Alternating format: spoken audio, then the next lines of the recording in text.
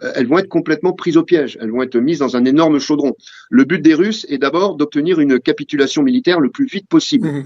Ce n'est pas de détruire physiquement les soldats ukrainiens ou de détruire les villes comme on essaye de nous le faire croire en Occident. Bien sûr, il y a des frappes dans les villes, bien sûr, il y a des victimes civiles, mais ce n'est pas l'objectif de l'armée russe. L'objectif de l'armée russe, c'est de désorganiser l'armée ukrainienne, de détruire ses centres de commandement, ses dépôts logistiques, ses casernes, ses terrains d'aviation. C'est vraiment de l'éparpiller et de la réduire dans une force de combat et une durée de combat la plus petite possible. Alors justement, vous avez évoqué l'information qui est donnée sur la guerre dans les médias occidentaux.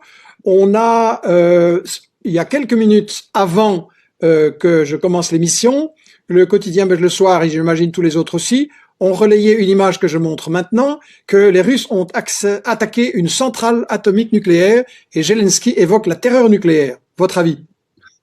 Donc là, on est dans l'absurdité totale. Alors effectivement, il y a des centrales nucléaires et parmi d'ailleurs, il y a une ville qui s'appelle Energydor, je crois, qui est à côté de Zaporijjie et qui est sur laquelle il y a la plus grosse centrale nucléaire d'Europe. Tout le monde a le spectre de Tchernobyl dans la tête. Donc les Ukrainiens cherchent absolument à faire intervenir les Occidentaux militairement pour les soutenir. Et donc là, ils agitent le spectre d'une attaque russe sur une centrale nucléaire. Je vais vous dire pourquoi c'est absurde.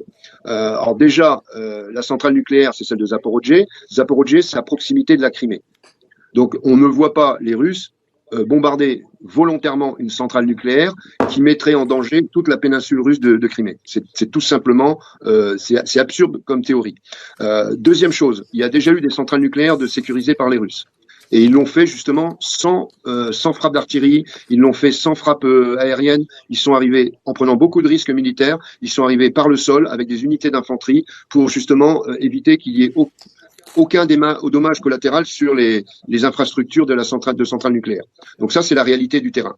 Ce qui s'est passé exactement cette nuit, on ne sait même pas qui a tiré, en fait, il y a une caméra de surveillance qui peut l'attester, ce sont des fusées éclairées